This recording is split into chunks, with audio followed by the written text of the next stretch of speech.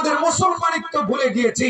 আমাদের আল্লাহ আমাদেরকে যেভাবে চলতে বলেছেন সেইভাবে না চলে আমরা মানব রচিত তন্ত্র মন্ত্র দিয়ে উন্নত হতে চাই, সভ্য হতে চাই। মানব রচিত আমেরিকার তন্ত্র মন্ত্র দিয়ে আমরা আমাদের দেশকে উন্নত করতে চাই, যার কারণে উন্নত হয় না।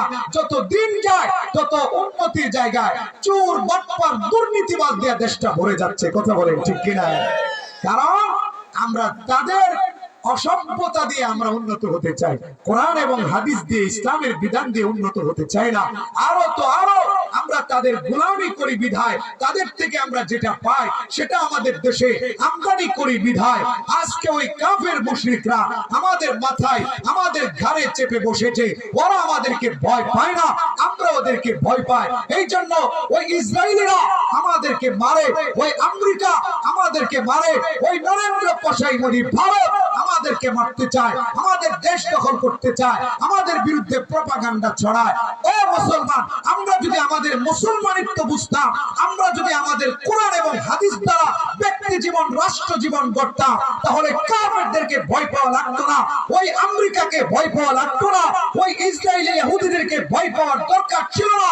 ওরা আমাদের 50,000 মুসলমানকে শহীদ করে আমাদের রক্ত নিয়ে যে হুলি খেলছে, আমাদের 900 মসজিদকে ভেঙ্গে চুরমার করে মাটির সাথে মিশিয়ে দিয়ে আমাদের মুসলমানদের বিরুদ্ধে যে যুদ্ধ তারা ঘোষণা করছে, এটা করার সাহস পেত না। আমরা যদি মুসলমান হয়ে যেতাম, মুসলমানিত্বকে ধরে রাখতাম, ওই আমেরিকা পালাবার পথ খুঁজে পেত না, ওই ইহুদিরা কয়েক লক্ষ ইহুদি পালাবার রাস্তা খুঁজে পেত না। কথা বলেন ঠিক কিনা? আল্লাহর নবী সরকারে দু জাহান রাহমাতুল লিল আলামিন বলেন, لو كانت الدنيا تعدل عند الله جناح بعوضة ما سقى كافرا منها شربة ماء। আল্লাহর নবী সরকারে দু জাহান রাহমাতুল লিল আলামিন ডাক দিয়ে বলেন, হে পৃথিবীর মানুষ, দুনিয়া যদি আল্লাহর কাছে মশা মাছির ডানা পরিমাণ মূল্যবান হতো, মশা মাছি দূরের কথা, মশা মাছির যে পাখা আছে ডানা আছে, আল্লাহর নবী বলেন দুনিয়াটা যদি আল্লাহ তাআলার কাছে মশা মাছির ডানা পরিমাণও মূল্যবান হতো, আল্লাহ রাব্বুল আলামিন এই পৃথিবীতে একজন কাফিরকেও, একজন নাফরমানকেও, একজন পাপিষ্ঠকে দুনিয়ার এক ডুব পানি পান করার সুযোগ দিতেন না। এই দুনিয়া যদি আল্লাহর কাছে মশা মাছির ডানা পরিমাণও মূল্য থাকতো, একটা পাপিষ্ঠকে, একটা কাফেরকে আল্লাহ তাআলা এই দুনিয়ার একটু পানি পান করার সুযোগ দিতেন না। আজকে আমেরিকা, ইউরোপ, রাশিয়া, চায়না, তাদের অনেক সম্পদ, এগুলো দেখে আমাদের মুসলমানরা উন্নত হতে চায়। আমাদের মুসলমানরাও তাদের কৃষ্টি কালচার, তাদের অসভ্যতা দিয়া দেশ উন্নত করতে চেয়েছিল। ইউরোপ আমেরিকার মানব রচিত তন্ত্র মন্ত্র দিয়ে রাষ্ট্র উন্নত করতে চায়, স্মার্ট হতে চায়, কিন্তু এরা জানে না যে ওই নাফরমান গুলোকে আল্লাহ পাক এই স্মার্টনেস দিয়েছেন আখিরাতে জাহান্নামে দেওয়ার জন্য। ওরা জানে না এই উন্নত America, Israel, Russia, China, Bangkok, Singapore, এই যে ওরা উন্নত স্মার্ট, এগুলো ওদেরকে জাহান্নামে নিয়ে যাবে। এই উন্নতর কোনো দাম নাই, কারণ ওরা উন্নত হয়েছে বাহ্যিকভাবে, বিতর্কতভাবে, আদর্শের দিক থেকে, ঈমানের দিক থেকে ওরা উন্নত হতে পারে নাই। কথা বলেন ঠিক কিনা? ওরা আবু জাহালের মতো টাকার মালিক, আবু লাহাবের মতো শিক্ষিত, সুন্দর, ওরা স্মার্ট হতে পারে, ডিজিটাল হতে পারে, কিন্তু ওরা বেলালের মতো দামি হতে পারে নাই, ওরা আবু বকরের মতো দামি হতে পারে নাই। এই জন্য আল্লাহর নবীকে আল্লাহ সতর্ক করেছেন, সাবধান, আবু জাহাল, আবু লাহাব, উতবা, শাইবা, উমাইয়া, ওয়ালিদ, ওদের টাকা পয়সার গরম, ওদের স্মার্টনেস, ওদের উন্নত, ওদের চাকচিক্য ধিকা, আপনি ধোঁকার মধ্যে পড়বেন না। ওদের মতো হওয়ার কোনোদিন স্বপ্ন দেখবেন না, ওদের মতো হওয়ার চেষ্টাও করবেন না, ওদের মতো হওয়ার স্বপ্ন দেখবেন না, আপনি ধোঁকার মধ্যে পড়ে যাবেন না।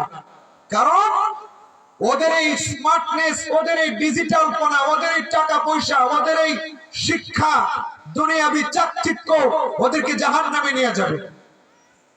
এজন্য ওদের মতো হওয়ার কল্পনা করবেন না। আল্লাহ পাক নবীজিকে ডাক দিয়ে বলে, লা ইয়াগুররান্নাকা তাকাল্লুবুল্লাযীনা কাফারু ফিল বিলাদি মাতাউন কলিল সুম্মা মাওয়াহুম জাহান্নাম ওয়া বিইসাল মিহাদ। আল্লাহ রাব্বুল আলামিন বলেন, হে আমার দোস্ত মুহাম্মদ, কাফেরদের চাকচিক্য, কাফেররা দম্ভ বড়ে জমিনের মধ্যে বিচরণ করে, আপনি তাদের বিচরণ দেখে ধোঁকার মধ্যে পড়বেন না, তাদের মতো হওয়ার চেষ্টা করবেন না। মাতাউন কলিল, অতি অল্প ভোগ সামগ্রী নিয়ে তারা আছে। সুম্মা মাওয়াহুম জাহান্নাম, কিছুদিন পরে এদের ঠিকানা হবে জাহান্নাম। আর জাহান্নাম কত মন্দ ঠিকানা, নিকৃষ্ট ঠিকানা। কাফেরদের টাকা পয়সা, কাফেরদের ক্ষমতা, ইউরোপ আমেরিকার উন্নত দেখে ধোঁকার মধ্যে পড়া যাবে না। তাদের অসভ্যতা দিয়া আমরা উন্নত হওয়ার চেষ্টা করা যাবে না। ওরা ওদের কৃষ্টি কালচার পালন করে, ওদেরটা আমাদের এখানে আমদানি করার দরকার নাই। আজকে 29 তারিখ, কালকে 30 তারিখ, এর পরের দিন 31 তারিখ দেখবেন 31st নাইট উদযাপন করার জন্য বাংলাদেশের মুসলমানরা উঠে পড়ে লাগবে। হে মুসলমান, এটা আমাদের সংস্কৃতি না, এটা হলো তাদের অসভ্যতা। আমাদের দেশের মুসলমানরা 14ই ফেব্রুয়ারিতে ভ্যালেন্টাইন ডে, বিশ্ব ভালোবাসা দিবসের উদযাপন করে। ওদের মতো উন্নত হওয়ার জন্য, ওদের মতো স্মার্ট হওয়ার জন্য ওদের দিবসগুলো পালন করে। এইটাও আমাদের দিবস না, আমাদের সভ্যতা সংস্কৃতির মধ্যে পড়ে না। এটা আমাদের বানানো না, এটাও ইহুদি খ্রিস্টানদের বানানো। এপ্রিল ফুল, এপ্রিল আইসা, পহেলা এপ্রিল আইসা, এপ্রিল ফুল উদযাপন করে, আরো যত দিবস উদযাপন করে, একটাও আমাদের মুসলমানদের না, সবগুলো হলো ইহুদি খ্রিস্টানদের। এইগুলো উদযাপন করে আমরা উন্নত হতে চাই, জন্য আল্লাহ পাকের সাহায্য আমাদের উপর আসে না। কাফের মুশরিকরা আমাদেরকে জুলুম নির্যাতন করে, কারণ আমরা আমাদের ইতিহাস ঐতিহ্য ছেড়ে দিয়েছি, আমরা আমাদের মুসলমানিত্ব ভুলে গিয়েছি। আমাদের আল্লাহ আমাদেরকে যেভাবে চলতে বলেছেন সেইভাবে না চলে আমরা মানব রচিত তন্ত্র মন্ত্র দিয়ে উন্নত হতে চাই, সভ্য হতে চাই। মানব রচিত আমেরিকার তন্ত্র মন্ত্র দিয়ে আমরা আমাদের দেশকে উন্নত করতে চাই, যার কারণে উন্নত হয় না। যত দিন যায় তত উন্নতির জায়গায় চোর, বাটপার, দুর্নীতিবাদ দিয়ে দেশটা ভরে যাচ্ছে। কথা বলেন ঠিক কিনা? কারণ আমরা তাদের অসভ্যতা দিয়ে আমরা উন্নত হতে চাই, কোরআন এবং হাদিস দিয়ে, ইসলামের বিধান দিয়ে উন্নত হতে চাই না। আরো তো আরো আমরা তাদের গোলামি করি বিধায়, তাদের থেকে আমরা যেটা পাই সেটা আমাদের দেশে আমদানি করি বিধায় আজকে ওই কাফের মুশরিকরা আমাদের মাথায়, আমাদের ঘাড়ে চেপে বসেছে। ওরা আমাদেরকে ভয় পায় না, আমরা ওদেরকে ভয় পাই। এই জন্য ওই ইসরায়েলিরা আমাদেরকে মারে, ওই আমেরিকা আমাদেরকে মারে, ওই নরেন্দ্র পশাই মোদী ভারত আমাদেরকে মারতে চায়, আমাদের দেশ দখল করতে চায়, আমাদের বিরুদ্ধে প্রপাগান্ডা ছড়ায়। ও মুসলমান, আমরা যদি আমাদের মুসলমানিত্ব বুঝতাম, আমরা যদি আমাদের কোরআন এবং হাদিস দ্বারা ব্যক্তি জীবন, রাষ্ট্র জীবন গড়তাম, তাহলে কাফেরদেরকে ভয় পাওয়া লাগতো না, ওই আমেরিকাকে ভয় পাওয়া লাগতো না, ওই ইসরায়েলি ইহুদিদেরকে ভয় পাওয়ার দরকার ছিল না। ওরা আমাদের 50,000 মুসলমানকে শহীদ করে, আমাদের রক্ত নিয়ে যে হুলি খেলছে, আমাদের 900 মসজিদকে ভেঙে চুরমার করে মাটির সাথে মিশিয়ে দিয়ে আমাদের মুসলমানদের বিরুদ্ধে যে যুদ্ধ তারা ঘোষণা করছে, এটা করার সাহস পেত না। আমরা যদি মুসলমান হয়ে যেতাম, মুসলমানিত্বকে ধরে রাখতাম, ওই আমেরিকা পালাবার পথ খুঁজে পেত না, ওই ইহুদিরা কয়েক লক্ষ ইহুদি পালাবার রাস্তা খুঁজে পেত না। কথা বলেন ঠিক কিনা? এগুলো আমাদের অবস্থা। আজকে আমরা মার খাই, আজকে আমরা নির্যাতিত, নিপীড়িত। আজকে ব্যক্তি জীবনেও তো আমরা সফল না, পারিবারিক জীবনেও সফল না, রাষ্ট্রীয় জীবনেও তো আমরা সফল না, আন্তর্জাতিক জীবনেও আমরা সফল না, মার খাই শুধু। কথা বলেন ঠিক কিনা? ব্যক্তি জীবনে পেরেশানির শেষ নাই, টেনশনের শেষ নাই, অভিযোগের শেষ নাই, পারিবারিক জীবনে অভিযোগের শেষ নাই। হুজুর পরিবার কথা মানে না, স্ত্রী কথা মানে না, সন্তান কথা মানে না, মেয়ে কথা মানে না, ব্যক্তি জীবনে ব্যবসার মধ্যে লাভ নাই, চাকরির মধ্যে লাভ নাই, কৃষিকাজের মধ্যে উন্নতি নাই। কোথায় আমরা সফল? টাকা পয়সাও থাকে কিন্তু শান্তি নাই, সফলতা নাই, ব্যর্থতা। এর কারণ হলো আমরা দুনিয়ার পিছনে আমাদের জীবন যৌবন রক্ত মাংস এক করে দিচ্ছি। আমরা আখিরাতের কোনো ফিকির করছি না, আখিরাতের কোনো টেনশন, আখিরাতের কোনো চিন্তা আমাদের মধ্যে নাই। আমরা ওই কাফেরদের মতো, ইহুদি খ্রিস্টানদের মতো আমরা বাহ্যিক উন্নয়নের জন্য আমরা তাদের গোলামে পরিণত হয়েছি। এই জন্য মুসলমান আমরা ভুল পথে আছি। আমরা যদি সফল হতে চাই দুনিয়া এবং আখিরাতে, তাহলে আমাদেরকে আখিরাতকে প্রাধান্য দিতে হবে। আখিরাত হলো অনেক বড়, আখিরাতের কোনো শেষ নাই, দুনিয়া হলো সামান্য। আল্লাহর নবী এটা বুঝাইতে গিয়ে উদাহরণ স্বরূপ আল্লাহর নবী ডাক দিয়ে বলেন, এই আখিরাতের তুলনায় দুনিয়া কত সামান্য জানোনি? আল্লাহর নবী বলেন, এমন একটা সাগর যার গভীরতা সম্পর্কে কারো জানা নাই, যার দৈর্ঘ্য প্রস্থ সম্পর্কে কারো জানা নাই, কত হাজার কোটি লিটার পানি আছে, কত পানি আছে কেউ জানে না। এমন একটা গভীর সাগরের মধ্যে তোমরা যদি আঙ্গুলটা ঢুকাও, ওই আঙ্গুল উঠানোর পরে এক ফোঁটা পানি আঙ্গুলের মাথার মধ্যে আসবে। আল্লাহর নবী দুনিয়ার কম দামি বুঝাইতে গিয়া, দুনিয়া সামান্য বুঝাইতে গিয়ে আল্লাহর নবী বলেন, এই এক ফোঁটা পানি হলো দুনিয়া, আর বিশাল সাগরটা হলো আখিরাত। বলেন সুবহানাল্লাহ। বিশাল সাগরটা হলো আখিরাত, যার কোনো শেষ নাই। কত হাজার, কত মিলিয়ন, বিলিয়ন ফুটা পানি হবে, কত হাজার, মিলিয়ন, বিলিয়ন, লক্ষ, মিলিয়ন, বিলিয়ন লিটার পানি হবে, কেউ বলতে পারে না। এত বিশাল সাগরটা হলো আখিরাত, আর এক ফোঁটা পানি হলো দুনিয়া। আজকে এক ফোঁটা পরিমাণ পানির জন্য, দুনিয়ার জন্য আমাদের সব আয়োজন, সব পরিশ্রম, সব চিন্তা ভাবনা শেষ। আখিরাতের জন্য সাগর পরিমাণ, আখিরাতের জন্য অনন্ত অসীমকাল, আখিরাতের জন্য আমাদের কোনো চিন্তা নাই, আমাদের কোনো টেনশন নাই। এই জন্য আল্লাহ রাব্বুল আলামিনও ডাক দিয়ে বলেন, বাল তুসিরুনাল হায়াতুদ দুনিয়া, আরে তোমরা তো দুনিয়াকে প্রাধান্য দিয়ে বসছো, এই জন্য তোমাদেরকে সফলতা ধরা দেয় না। তোমরা যদি আখিরাতকে প্রাধান্য দাও, সফলতা আমি আল্লাহ তোমার কদমে নিয়ে যাব, সফলতা আমি আল্লাহ তোমাকে দিব।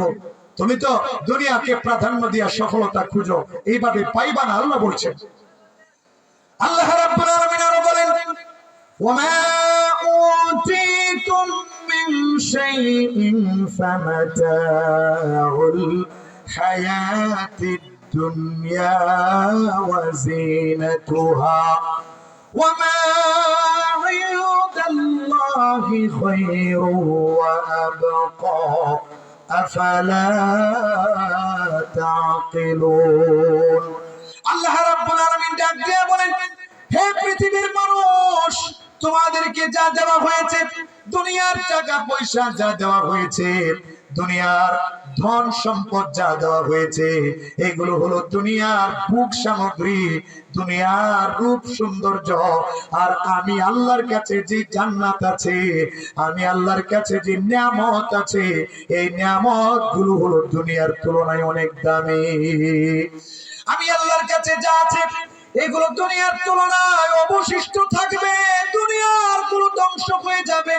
সকাল বেলা ধনীর তুই ফকির, সন্ধ্যা বেলা সকাল বেলার ফকির রে তুই ধনী, সন্ধ্যা বেলা সন্ধ্যা বেলার ধনী রে তুই ফকির। সকাল বেলা, সকাল বেলা আমি ধনী, কিন্তু বিকাল বেলা ফকির হয়ে গেছে, আছে না নাই? সন্ধ্যা বেলা অনেক টাকার মালিক, কিন্তু সকালবেলা গরিব হয়ে গেছে, এমনও মানুষ আছে না নাই? কোটি কোটি টাকার সম্পদ রেখা জেলখানার মধ্যে আছে, এমন মানুষ আছে না নাই? এক একজন নেতার কাছে 100টা বাড়ি, একটা বাড়ির মূল্য 100 কোটি টাকা।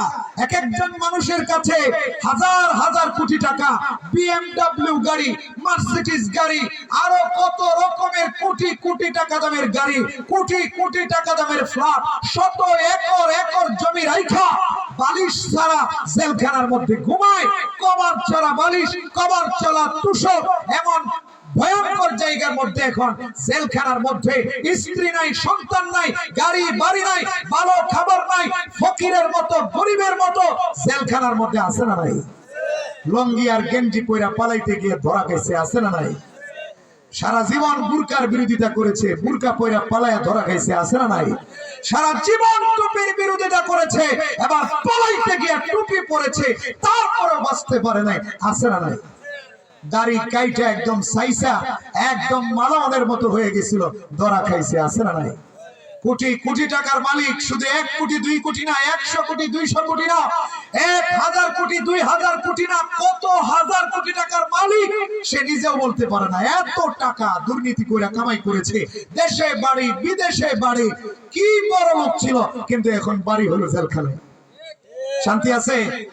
সুখ আছে? নাই। আল্লাহ এটাই বলছেন যে এটা দুনিয়া, এটা ধোঁকার জায়গা।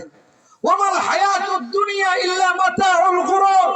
হে আমার বান্দা, আমি আল্লাহ বলে দিলাম, আমি আল্লাহ বলে দিলাম, এই দুনিয়া হলো ধোঁকার জায়গা। এই দুনিয়ার পিছনে এত মেহনত করার দরকার নাই, এই দুনিয়াকে এত প্রাধান্য দেওয়ার দরকার নাই। আখিরাতকে প্রাধান্য দাও, কারণ আখিরাতের সুখ হলো আসল সুখ, আখিরাতের সফলতা হলো আসল সফলতা। এই দুনিয়াতে কষ্ট করে 50 বছর থাকা যায়, কিন্তু আখিরাতে যদি তুমি জাহান্নামী হয়ে যাও, অনন্ত অসীম কাল এই জাহান্নামের আগুন তুমি কিভাবে সহ্য করবা? একটাবার চিন্তা করো, কিভাবে তুমি আল্লাহর সামনে মুখ দেখাইবা? একটাবার তুমি চিন্তা করো, হারাম পদ্ধতিতে টাকার মালিক হইলা, বাড়ির মালিক হইলা, যখন তোমার মৃত্যু হয়ে যাবে তখন তোমার কি হবে? কবরের অবস্থা কি হবে? আল্লাহর সামনে কি নিয়ে দাঁড়াবে? একটাবার তুমি চিন্তা করো। এই দুনিয়াতে তো কেউ বাঁচতে পারে নাই, ফেরাউন বাঁচতে পারে নাই, নমরুদ বাঁচতে পারে নাই, হামান সাদ্দাতরা বাঁচতে পারে নাই। ওদের তো অনেক টাকা ছিল, ওরা তো অনেক আয়োজন করেছিল, আরে নিজেকে খোদা দাবি করেছিল, এত বড় ক্ষমতাবান ছিল, কিন্তু বাঁচতে পারে নাই। কাউকে ল্যাংড়া মশা দিয়ে আমি মেরেছি, কাউকে পানিতে ডুবিয়ে মেরেছি, কাউকে মাকড়সা দিয়ে আমি মেরেছি, এইভাবে আমি আল্লাহ কাউকে ছোট ছোট বাচ্চা দিয়ে আমি মেরেছি। এইভাবে দুনিয়া থেকে লাঞ্ছিত অপমানিত করে আমি দুনিয়া থেকে তাদেরকে বিতাড়িত করেছি, বিদায় করেছি, জাহান্নামের লাকড়ি বানাবো। ওইগুলা থেকে শিক্ষা নাও। দুনিয়ার জন্য এত আয়োজন দরকার নাই, সব আয়োজন হবে আখিরাতের জন্য। কথা বলেন ঠিক কি না? দুনিয়া যতটুকু দরকার বৈধভাবে কামাই করব, যতটুকু দরকার বৈধভাবে কামাই করব, নিষেধ নাই। আমি আমার পেট চালানোর জন্য, আমার স্ত্রী আমার সন্তানের ভরণ পোষণের জন্য আমি ভিক্ষা করব না, বরং আমি বৈধ পন্থায় হালাল ব্যবসা, হালাল রোজগার ব্যবস্থা করব, কৃষি কাজ করব, জঙ্গলে প্রয়োজনে লাকড়ি কাটবো। এটা নিষেধ না, বরং এটা তো ফরজ, এটা জরুরি। কাসবুল হালালি ফরিদাতুন বাদাল ফরায়েজ। হালাল উপার্জন করা, হালাল ভক্ষণ করা, হালাল পথে চলা, হালাল পোশাক পরা, হালাল খাবার গ্রহণ করা, এটার জন্য উপার্জন করা, এটা তো ফরজ, এটা তো আবশ্যক, এটা তো জরুরি, এটা নিষেধ না। আল্লাহর নবী সাহাবায়ে কেরামকে কাজ করতে বলেছেন। একজন সাহাবী আল্লাহর নবীর কাছে এসে হাত পেতেছে সাহায্যের জন্য। আল্লাহর নবী তাকে একটা কুড়ালের ব্যবস্থা করে দিলেন। ওই কুড়ালটা তার কাঁধে দিয়া আল্লাহর নবী বলেন, ভিক্ষা করার দরকার নাই, সাহায্য নেওয়ার দরকার নাই, জঙ্গলে যাও, লাকড়ি কাটো, বাজারে বিক্রি করো, বিক্রি কইরা তোমার পরিবার চালাও। এইভাবে নবী আলাইহিস সালাতু ওয়াস সালাম কাজ করার জন্য বলেছেন। নবীজি বলেন, আরে দাউদ আলাইহিস সালাতু ওয়াস সালাম নিজের হাতের কামাই খাইতেন, তোমরাও নিজের হাতের কামাই খাও।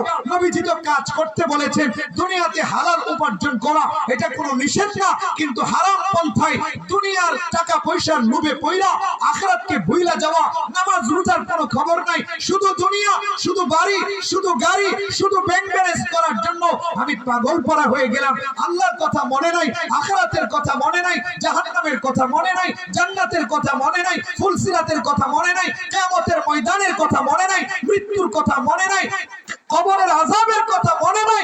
এমন দুনিয়া বানানো নিষেধ। কথা বলেন ঠিক কি না? একেবারে সবকিছু আখিরাত ভুলে গিয়া দুনিয়া বানানো, হারাম পন্থায় দুনিয়া বানানো এটা নিষেধ, কিন্তু বৈধ পন্থায় হালাল উপার্জন করা নিষেধ না। ভুল বুঝেন না।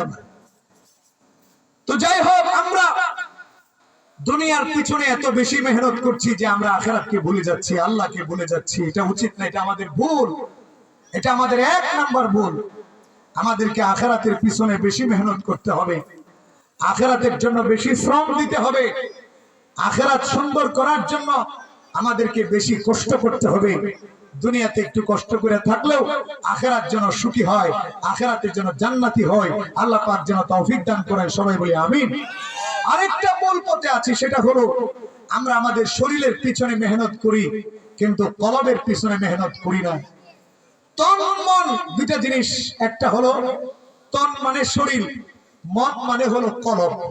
আজকে আমরা যেমন দুনিয়ার পিছনে মেহনত বেশি করি, অথচ এটা দরকার ছিল না, আখিরাতের পিছনে বেশি মেহনত করা দরকার, তেমনি ভাবে আরেকটা ভুল করি, আমরা আমাদের বাহ্যিক চামড়া শরীরের পিছনে মেহনত বেশি করি, যেটার পিছনে মেহনত বেশি করা দরকার কলব, ওই কলবের পিছনে মেহনত আমাদের কম। কথা বলেন ঠিক কিনা? কলবের পিছনে মেহনত কম, শরীরের পিছনে মেহনত বেশি। দেখবেন যাদের টাকা আছে তারা শরীরটাকে সুন্দর রাখার জন্য, শরীরটাকে স্মার্ট রাখার জন্য, ভালো পোশাক তো পরে পরে চামড়াটাকে টাইট রাখার জন্য লক্ষ লক্ষ টাকা খরচ করে। এই জন্য 70 বছরের বৃদ্ধ দেখলে মনে হয় যেন 30 বছরের যুবক। আছে না নাই? 70 বছরের বৃদ্ধা কিন্তু দেখলে মনে হয় যেন 30 বছরের যুবতী, চামড়া একেবারে টান টান। আরে আমগো দেশের নায়ক নায়িকা, বিদেশের নায়ক নায়িকা দেখেন না, চামড়া একেবারে কি টাইট, স্মার্ট, কি স্মার্ট তারা। অথচ বয়স হয়ে গেছে একজনের 50, বয়স হয়ে গেছে 60, বয়স হয়ে গেছে 70, এখনো টাকরা যুবকের মতো দেখা যায়। কারণটা কি? কারণ হলো ওরা শরীরের পিছনে কোটি কোটি টাকা খরচ করে, লাখ লাখ টাকা খরচ করে, কিন্তু কলমের পিছনে খরচ নাই। শরীরের পিছনে মেহনত, কলবের পিছনে মেহনত নাই। আমরা তো আমাদের চেহারাটা আয়নার মধ্যে কতবার দেখি, দাড়িগুলো আশ্রাই, মাথার চুলগুলো চিরুনি করি, ভালো পোশাক পরে আয়নার সামনে কত দাঁড়াই, কত পাউডার, কত ক্রিম ব্যবহার করি, মা বোনেরা কত পারফিউম, কত ক্রিম ব্যবহার করে, ফেস ওয়াশ ব্যবহার করি, হরেক রকমের শ্যাম্পু ব্যবহার করি, বডি লোশন ব্যবহার করি, চামড়া যেন ভালো থাকে, কালো চামড়া যেন সুন্দর হয়ে যায়, শরীর যেন ভালো থাকে, চুল যেন পাইকে না যায়, বুড়া বুড়া যেন দেখা না যায়, চামড়া যেন খুসকায় না যায়, কত কিছু ব্যবহার করি, কিন্তু কলবের পিছনে মেহনত নাই। অথচ এই চামড়ার দাম নাই। কলবের দাম না থাকলে চামড়ার দাম নাই, কলব ভালো না হইলে চামড়ার দাম নাই। কলব যদি ময়লা থাকে তাহলে এই বডির 1 পয়সার দাম নাই। আরে বডি তো পয়সা যাবে, আজকে ময়লা গেলে 2 দিন পরে পয়সা গইলা কিরা ধরবে, দুর্গন্ধ আসবে, এই বডির 1 পয়সার দাম থাকবে না। স্ত্রী বলবে এই বডি সরাও, সন্তান বলবে এই বডি দেখতে পারি না, দুর্গন্ধ লাগে, নিজের জন্মদাতা মা বাবা বলবে এই বডি থেকে দুর্গন্ধ আসতেছে, এটাকে সরাও। কথা বলেন ঠিক কিনা? এজন্য কলবের পিছনে মেহনত বেশি করা দরকার। আজকে আমরা কলবের পিছনে মেহনত না করে আমরা শরীরের পিছনে মেহনত বেশি করতেছি। অথচ আল্লাহর নবী বলেছেন তোমার কলব যদি ভালো থাকে তাহলে 3.5 হাত বডির দাম আছে, কলব যদি ভালো না থাকে তাহলে 3.5 হাত বডির 1 পয়সার দাম নেই। আল্লাহর নবী সরকারে দু জাহান রাহমাতুল লিল আলামিন বলেন ইন্না ফিল জাসাদি লামুদগাহ إذا صلحت صلح الجسد كله وإذا فسدت فسد الجسد كله ألا وهي القلب।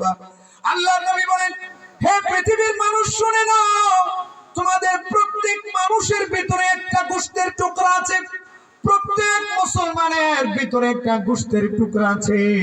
ওই গোশতের টুকরা যদি ভালো থাকে তাহলে বডিটা ভালো থাকবে, ওই গোশতের টুকরাটা যদি পবিত্র থাকে তাহলে সমস্ত বডি পবিত্র থাকবে।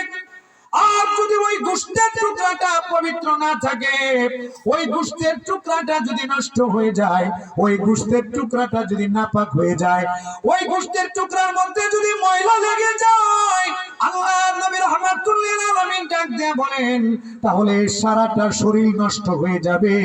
ওই গোশতের টুকরাটা ময়লা হওয়ার কারণে সারা শরীর ময়লা হয়ে যাবে, বডির কোনো দাম থাকবে না। আল্লাহর নবী ডাক দিয়ে বলেন তোমরা জানো না ওই গোশতের টুকরাটার নাম কি?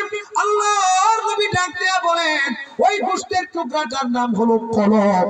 অর্থাৎ কলব যদি ভালো থাকে তাহলে বডিটা ভালো থাকবে, কলব যদি ভালো না থাকে তাহলে বডির কোনো দাম নাই। কলব যদি ভালো না থাকে দুনিয়াতেও সফলতা পাওয়া যাবে না, কিয়ামতের ময়দানেও মুক্তি পাওয়া যাবে না। আল্লাহ রাব্বুল আলামিন পবিত্র কোরআনুল কারীমের মধ্যে ডাক দিয়ে বলেন ইয়াউমা লা ইয়ানফাউ মালু ওয়ালা বানুন ইল্লা মান আতাল্লাহা বিকলবিন সালিম। আল্লাহ রাব্বুল আলামিন ডাক দিয়ে বলেন হে পৃথিবীর মানুষ, কাল কিয়ামতের ময়দানে তোমার টাকা পয়সা কাজে আসবে না, ওয়ালা বানুন, তোমার ছেলেগুলো কাজে আসবে না, তোমার সন্তানগুলো কাজে আসবে না। আল্লাহ ডাক দেয়া বলে কি কাজে আসবে জানোনি?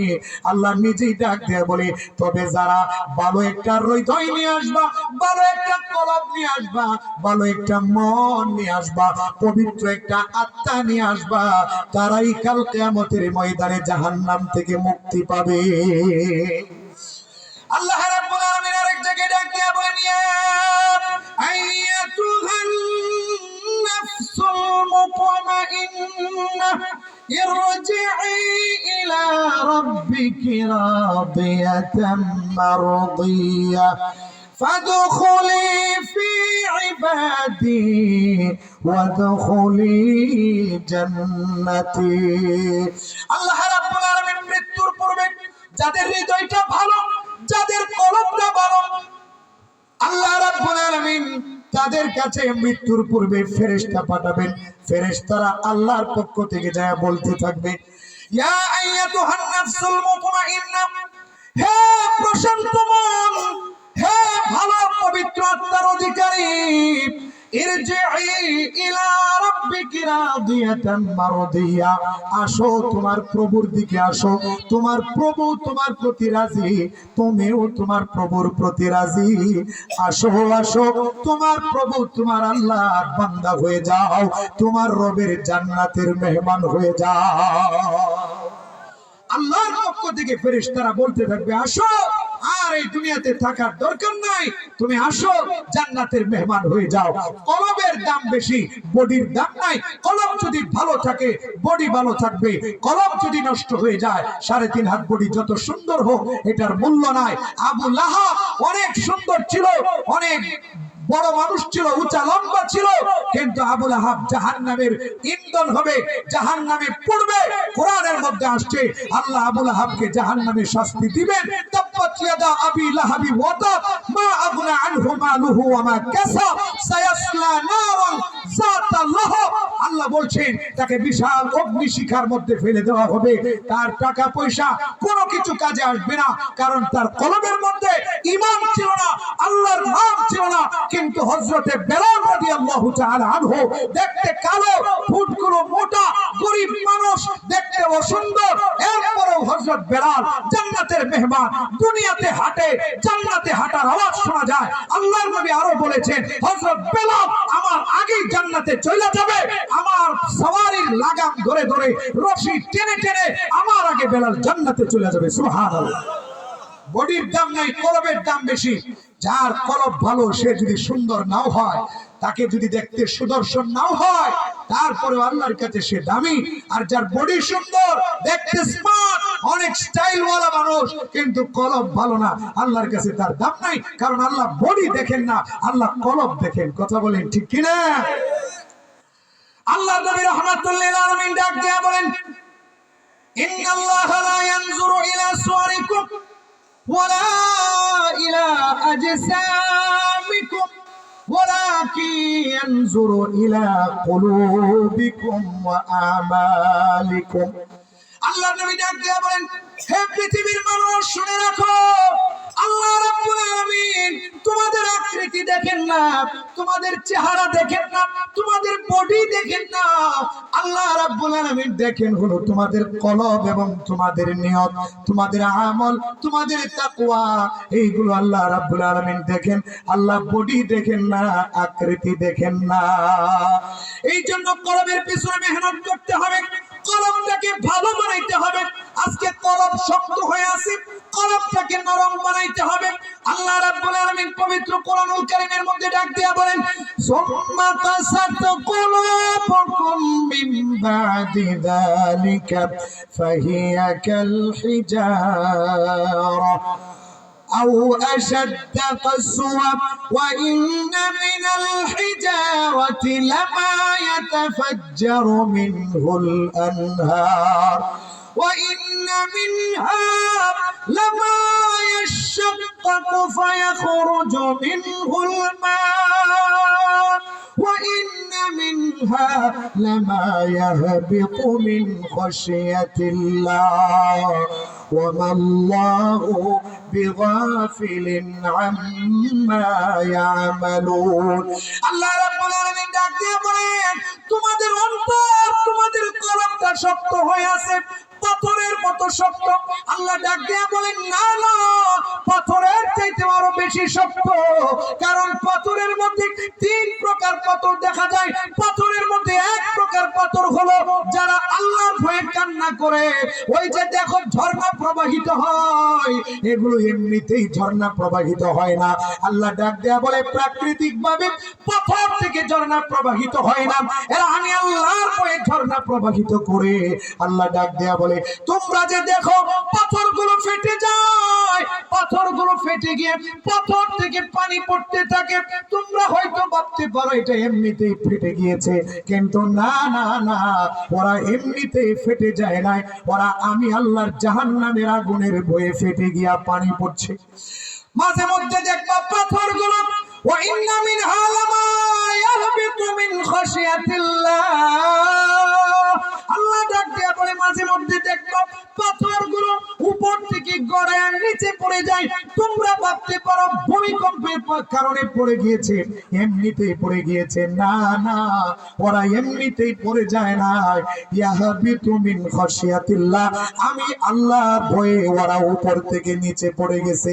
আল্লাহ ডাক দিয়া বলে, একটা পাথর আমাকে ভয় করে উপর থেকে নিচে পড়ে যায়, একটা পাথর আমি আল্লাহকে ভয় করে কান্না করে, একটা পাথর আমি আল্লাহকে ভয় করে বিদীর্ণ হয়ে যায়। আর তোমরা মানুষ হইয়া আমি আল্লাহর ভয়ে একটা দিন কান্না করো না।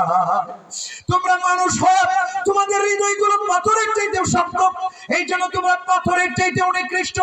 যাদের অন্তর গোনা করতে করতে কালো হয়ে গেছে, শক্ত হয়ে গেছে, ওরা ওদের হৃদয়গুলো শক্ত, ওরা নামাজ পড়তে আসে না, ওরা রোজা রাখে না, ওরা ওয়াজ মাহফিলে আসে না, ওরা শুধু গুনার কাজ করে, গুনার কাজ করে।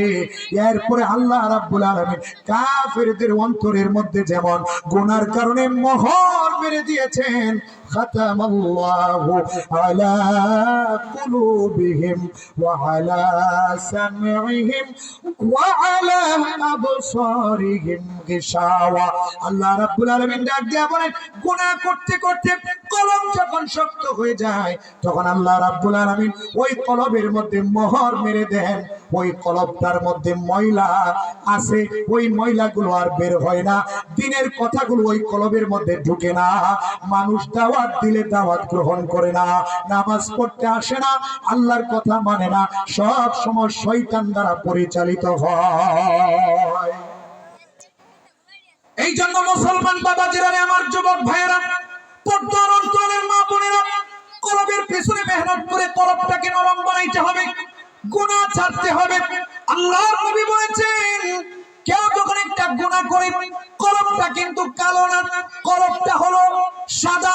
আল্লাহর নবী বলেছেন কলবটা হলো পরিষ্কার। কিন্তু বান্দা যখন গুনাহ করে, ওই কলবটার মধ্যে একটা কালো দাগ পড়ে যায়, সাদা কলবের মধ্যে একটা কালো দাগ পড়ে যায়।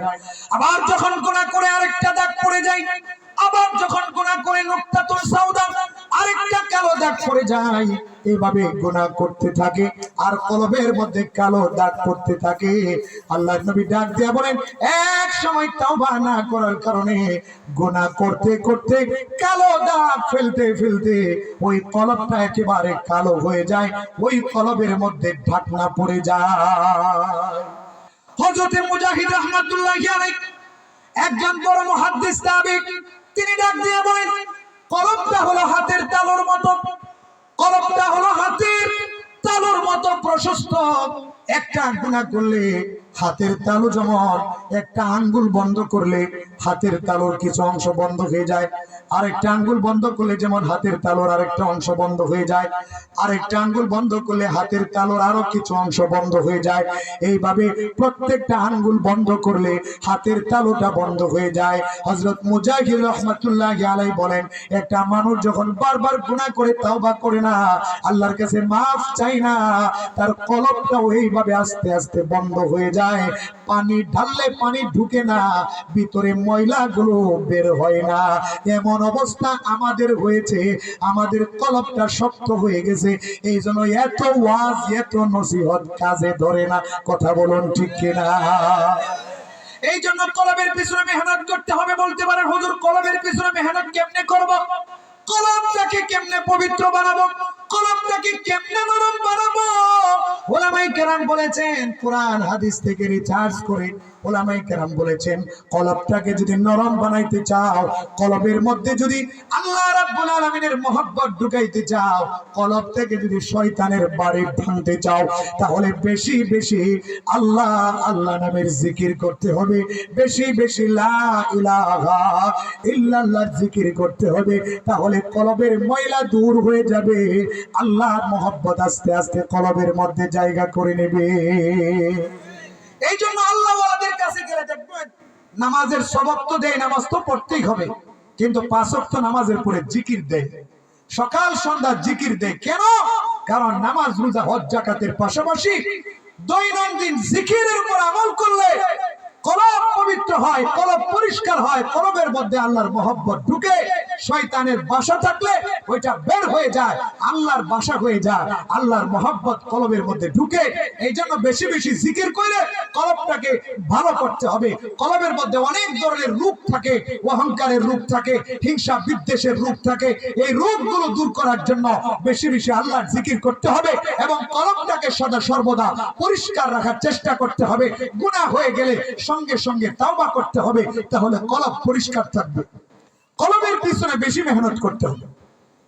আজকে আমরা শরীরের পিছনে মেহনত বেশি করি, কলবের পিছনে মেহনত কম, যার কারণে আমাদের এই দুর্দশা। একদিনে আল্লাহওয়ালা রাস্তা দিয়ে যান, ছোট্ট রাস্তা, ডানেও কাদা পানি ময়লা পানি, বামেও ময়লা পানি, ছোট্ট একটা আইলের মতো রাস্তা, খুতুবাতে জুলফিকারের মধ্যে আসছে, ছোট্ট একটা রাস্তা। ওই রাস্তা দিয়ে আল্লাহওয়ালা যান, সামনে থেকে আরেকটা কুকুর আসছে, কুকুর এসে এভাবে মুখোমুখি, রাস্তা এত ছোট, এভাবে ক্রস করার সম্ভাবনা নাই, হয়তো একজন নামতে হবে আরেকজন যাইতে হবে, সাইড দেওয়ার জন্য একজনকে পানিতে নামতে হবে, ময়লা পানিতে নামতে হবে। তো আল্লাহওয়ালা তিনি ডাক দিয়ে বলে, আমি হইলাম মানুষ, ও হলো কুকুর।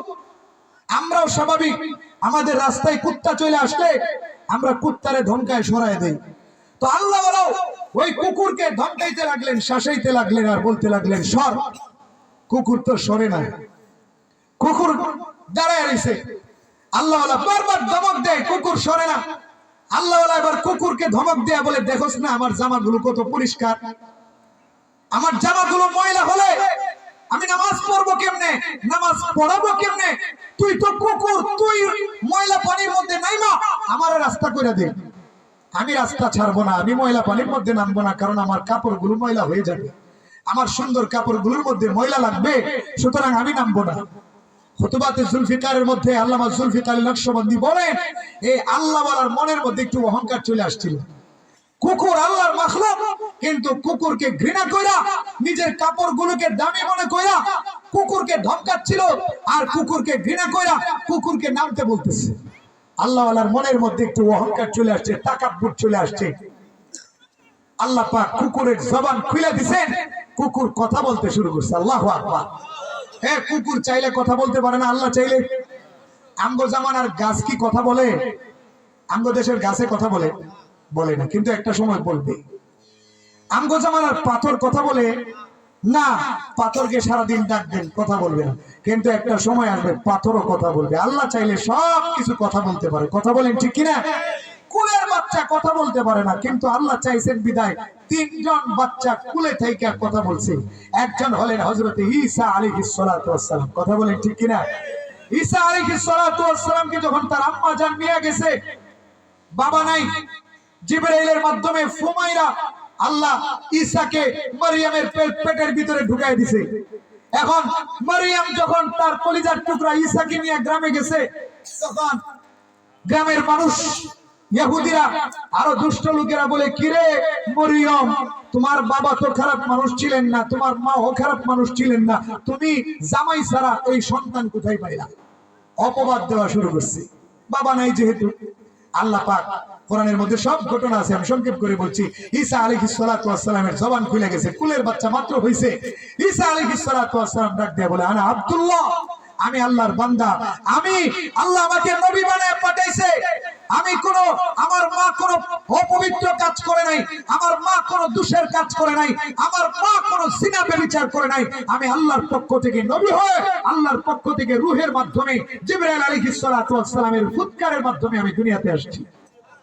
ঈসা আলাইহিস সালাতু ওয়াস সালাম বাচ্চা, জবান খুলে গেছে। এরকম আরো দুইটা বাচ্চার জবান খুলে গেছে। একটা হলো জুরাইজওয়ালা ছেলে, লম্বা ঘটনা, মুসলিম শরীফের মা সংক্রান্ত হাদিস।